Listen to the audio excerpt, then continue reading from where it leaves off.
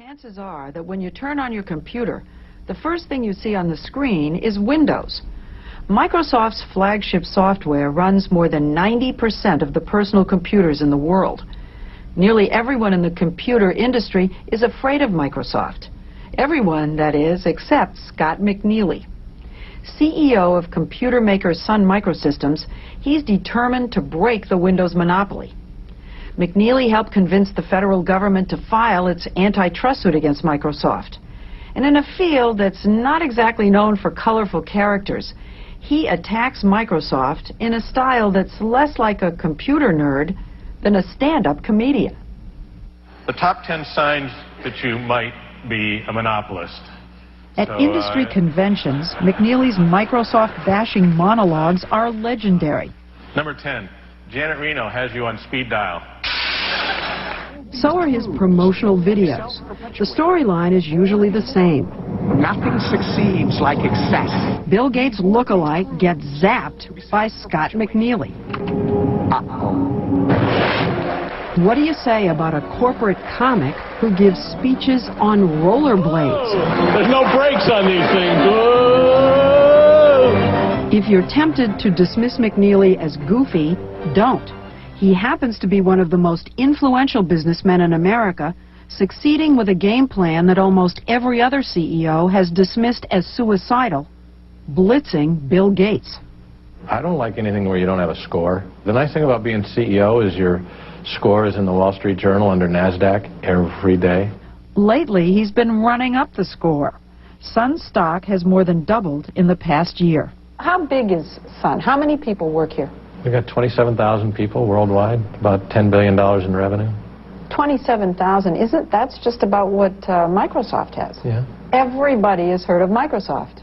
Everybody has not heard of Sun. Well, that's all right. We want computing to be invisible. Sun is invisible because most people will never buy what they make. These are the servers.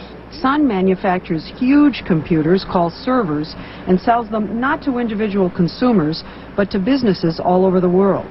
Very different from what your personal computer is. Servers are the link between your PC and the internet. When an employee of CBS sends an email message, it goes into a Sun server locked away in a back room. The server processes it and sends it back out to the proper recipient. You've got mail. You can almost not send email out over the internet without running through a Sun server somehow, some way. And we don't even know it. You don't know it. And the whole idea is we want to make it so that you just don't care. McNealy wants to make it so the only thing you do care about your computer is where to find the on-off switch. Let me take the example. The Hoover Dam connected via lots of pipes to the water faucet. Huge telephone switches connected to simple telephones. Huge nuclear power plants connected to wires to a hairdryer.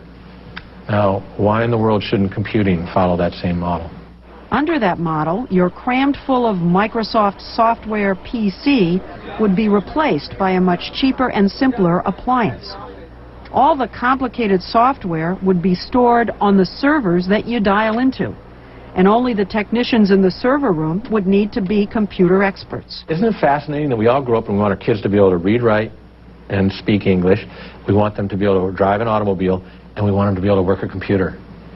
Well, don't we want them to know how to work a nuclear power plant to turn on the lights? Don't we want them to know how the Hoover Dam works to take a shower? Bill Gates has got a great game going here. He's got us all thinking we need to train our kids on Windows. Wrong. It's just a waste of time. Because, he says, Windows is too cumbersome and too unreliable. In this mocking Sun video, a diver's oxygen supply depends on Microsoft's new product, Windows NT. He never misses an opportunity to take a shot at Microsoft and at Bill Gates. It's Constant jabs. John Doerr is Silicon Valley's top venture capitalist. He provided the startup money for Sun and still serves on the board. He says McNealy's shots at Gates have helped elevate Sun in the computer world. He wants the world to think that Sun is the un-Microsoft. The uncola. The uncola. Right. It positions Sun in the minds of customers as a choice It also acknowledges the reality that Microsoft is like electricity. It's everywhere. But he's pretty much alone out there, willing to attack Bill Gates and Microsoft. Oh, it seems, am I right, that everybody else is afraid to do that? I think that's right, yes. Good morning, and welcome to our hearing today. While Senator Orrin Hatch, who investigated Microsoft last spring, had a hard time convincing most players in the computer business to testify, McNealy gleefully took the seat right next to Bill Gates and proceeded to, in effect, call him a crook. Microsoft has the power today to exercise predatory and exclusionary control over the very means by which we access this internet. Senator Hatch couldn't find people who weren't afraid to come and testify about Microsoft.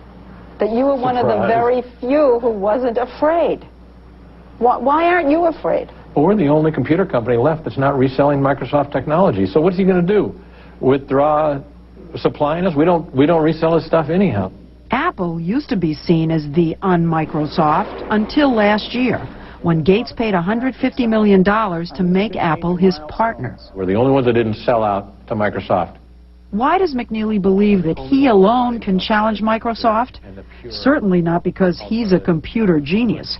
When he and 3 friends founded Sun 16 years ago, he was clueless. I didn't know what a disk drive or a DRAM or an operating system was 10 months before we started the company. What McNealy did have was business in his blood. His father was a top executive at American Motors.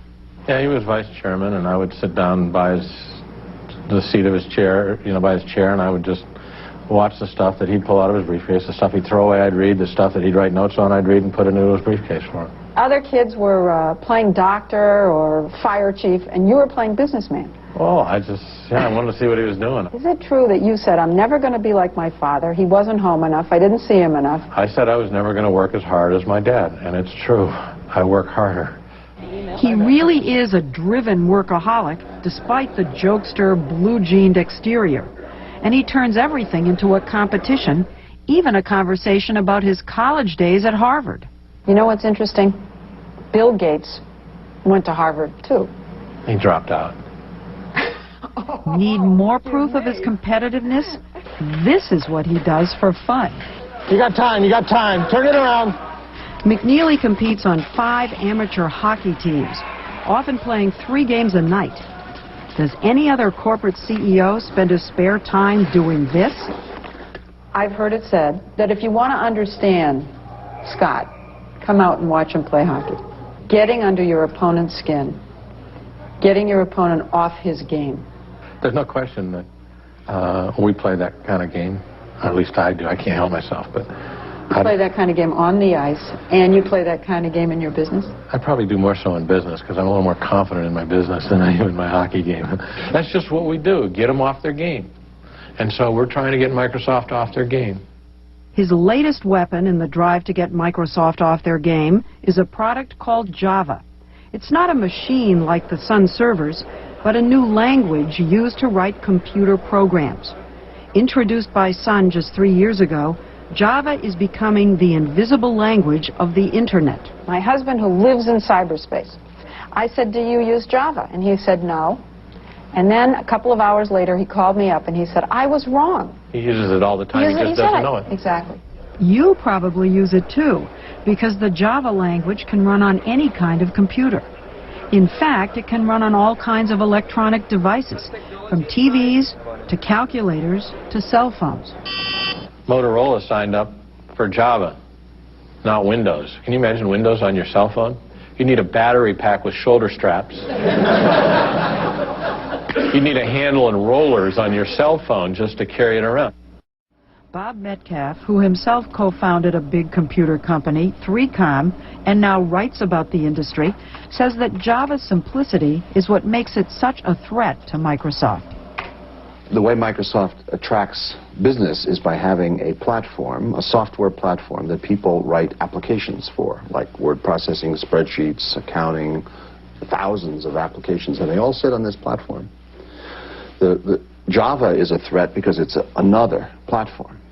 So Microsoft says, wait a minute, if everybody starts writing for the Java platform instead of the Windows platform, then we will lose our control over that market. People will as easily buy Java platforms as ours, and we kind of like it when they buy ours. Has Microsoft actually come after Sun? Absolutely. We're probably ground zero right now. It's very, very clear they've decided that we have a chance to cost them. You have a chance to make Windows obsolete. Windows is obsolete. We have a chance to show the world that it is. Well, I don't know. I use Windows. I wouldn't say it's obsolete. Well, see, you don't know. Well, that's true. The problem is, what's the alternative?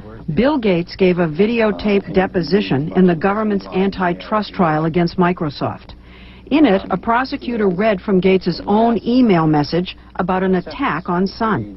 Quote, do we have a clear plan on what we want Apple to do to undermine Sun, close quotes.